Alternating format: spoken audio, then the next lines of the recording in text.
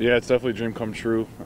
I'd say 8, 9 years in the making ever since I put on my first pair of football pads, and then moving to Canisius and playing in the city here. It's been quite the experience for the past couple of years. Definitely very thankful the Chiefs gave me the opportunity to play down, and I'm ready to play.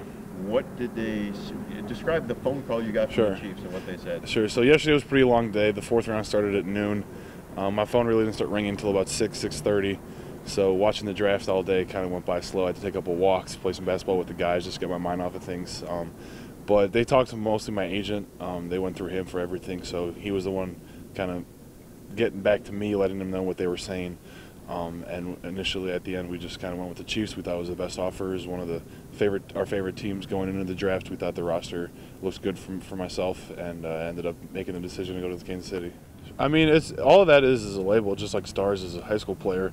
Once the pads are put on and the whistle blows, I'm just as much of a recruit as they are, even though they were drafted early and I was a non-drafted free agent. So it's just a matter of performing.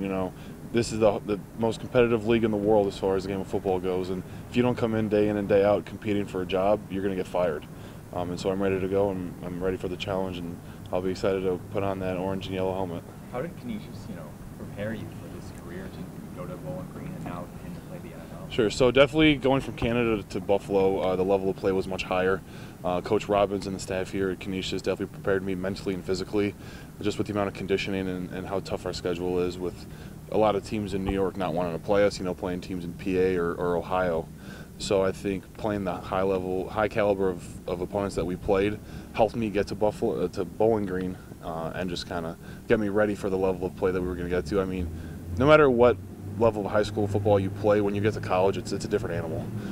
So guys are bigger, faster, stronger. They're all the best guys in the area, just like it is in the NFL. There's the best guys in the conference, in the country. So no matter what, it's going to be an adjustment, but definitely makes it easier when you're playing against guys day in and day out of practice who are really good, and also opponents from different regions. Really just this offseason, or before last year when the CFL rankings came out and NFL teams started coming at me and talking to me, really did it kind of hit me that this could really be my future.